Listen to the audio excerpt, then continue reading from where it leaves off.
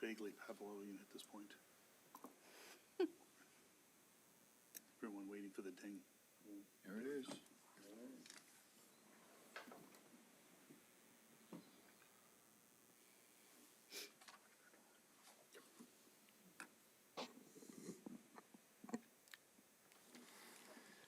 Good morning. Welcome to Northampton County General Purpose Authority meeting on this date, June 6, 2023.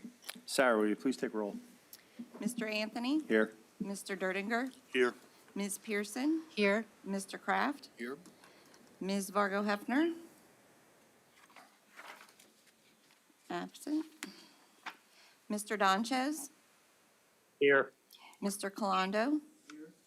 And Ms. Kelhart? Welcome. This is Joanne Kelhart, our new solicitor. Welcome.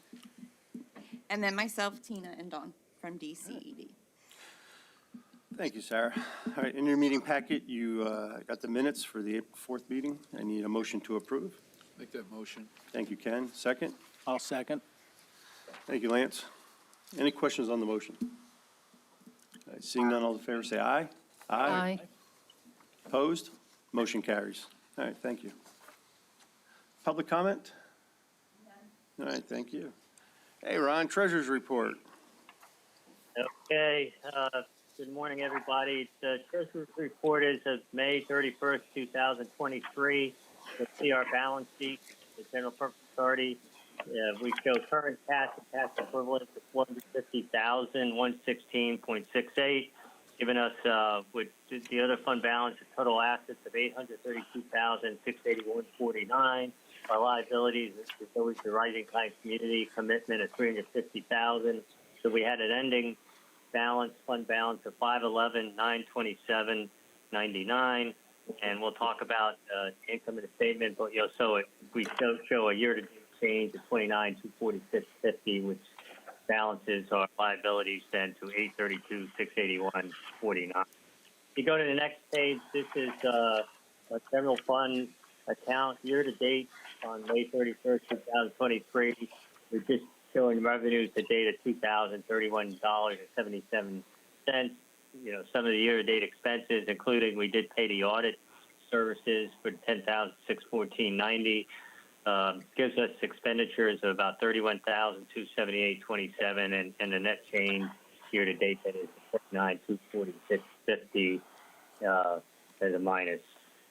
And then the last is our capital project fund, which is a flow-through account. And year-to-date, May 31, we have revenues of $3.6 million and change, and that expenditures are the exact same amount, giving us the net balance of zero. Any questions? I don't have any. I need a motion to approve, please. So moved. All right, thank you, I'll Pam. second. Charles seconded it. Okay. All right, any questions on the motion? Seeing none, all in favor say aye. Aye. Opposed? Motion carries. Thank you, Ron. You're welcome. All right, 4.2, Alfred Benish Supplemental Services Invoice. Sarah, do you want to review that, please, or should we? Greg? I'll defer to Charles. I'll bring Greg up. Well, I think at this point we bring Greg up. Part of this, a large section of this is clearly we have hit a lot of start and stops with the project. Just what went on with Bridge 41 between the property owners that were in and around the property, as well as the contractors' general failure to keep steady on that project, caused Benish to have to, as an example, because this has gone pretty much across all of the projects, has caused Benish to have to come out more frequently, or actually I wish it were more frequently, more than was planned, rather than coming out to do the initial inspections, to do the footing inspections and the necessary inspections that were included. It has been something that has drawn on and dragged out, including the number of times where they would have to come out for punch list items, only to find that either the punch list item wasn't completed and or was partially completed, but other things needed to be done. So I believe I've covered most of it. Anything that I've missed there?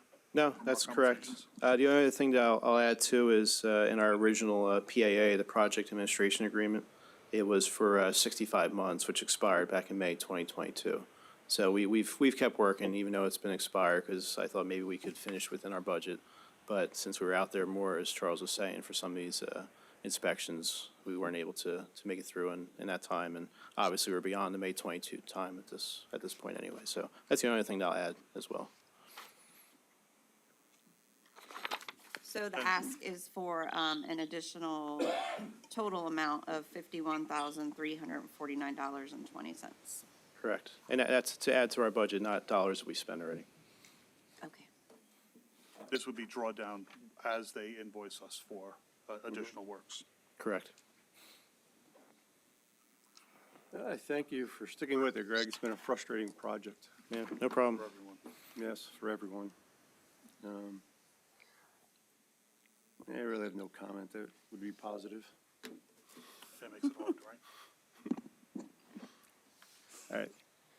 I need a motion to approve the payment to Alfred Benish in the total of $51,349.20 to be drawn down as needed.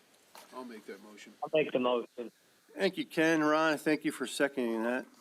Is there any questions on the motion? All right. All in favor, say aye. Aye. Opposed? Motion carries. Thank you, Greg. Yep, thanks a lot.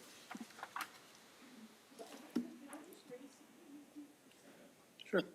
You said that their contract was 65 months and they're beyond it. And from the letter, I think they're going out to December 2024. Perhaps it might be a good idea to just do one paragraph at the end saying that we're extending the contract to December 2024. I think we should think about that. No, that's a reasonable addition. I'd make a motion to amend the agreement to include the comments made by our solicitor. That'd be to the end of 2024. And I would hope that's long enough, so I'd second it. It's not, Okay, so Charles made the motion, Ken second. Any questions On the motion. on the motion, on that motion? I have no questions but comment. It's going to be done by 2024. I hope so. Don't jinx it. Yeah, shh. Well, with our current contractor, yeah, that would just create more work for them. yes, I know. All right, any other questions on the motion? All right, seeing none, those in favor say aye. Aye. Opposed? Motion carries. Now I think we have to. Thank you, Joanne. The whole thing as it's amended. The motion was to amend the contract to add that language, so. All right, invoices for payment. I try to keep it. Okay, we have our last invoices from King Spry totaling $424. Alfred Benish and Company, total of $1,889.70.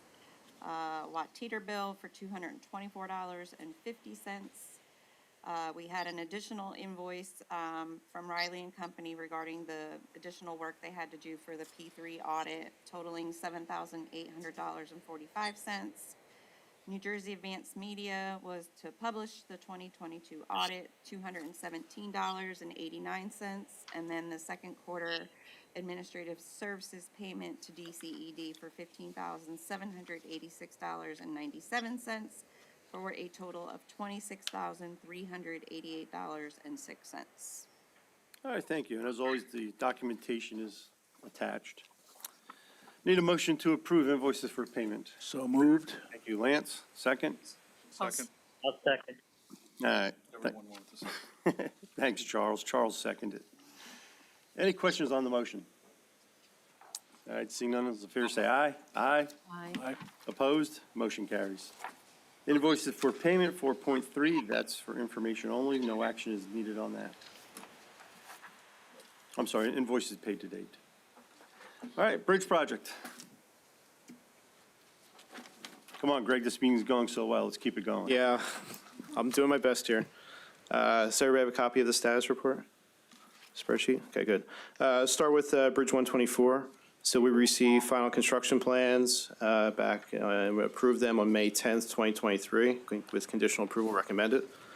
GPI is still coordinating with the utility companies on the project, including those listed here, PPL, Service Electric, Verizon, UGI, and the City of Bethlehem. The main utility being moved is the City of Bethlehem. They got a main water line that they've been working on. It's in design right now, and hopefully it'll be out in construction relatively soon. The county's still waiting on a response from the property owner's attorney regarding the easement language. There's only one property affected here. And it was noted at our last status meeting that construction is still slated to begin in January 2024 and be completed by the end of 2024. So everything is still on target as we're hearing. But the critical point is getting that City of Bethlehem water line to be relocated. Bridge 101, pre-application meeting was held with DEP on April 19th, which I attended.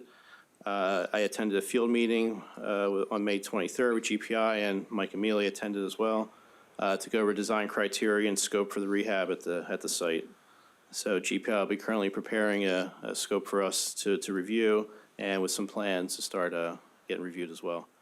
There are many stream restrictions at this bridge, including January 1st to June 15th and October 1st to December 31st. So they have a small window to work in. So right now they're planning to begin in June 2024 and to be completed by end of next year. Jumping down to construction, we visited 3 of the sites yesterday to get a status on how many punch list items are remaining.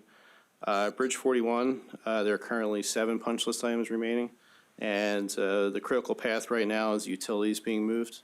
PPL has already put their permanent poles in, but the attachers are still not relocated from the temporary poles to get rid of those. Once the temporary poles are moved, many of the punch list items Krieger can complete, but they're waiting for this to get done, so it's not continually ripping up the yards.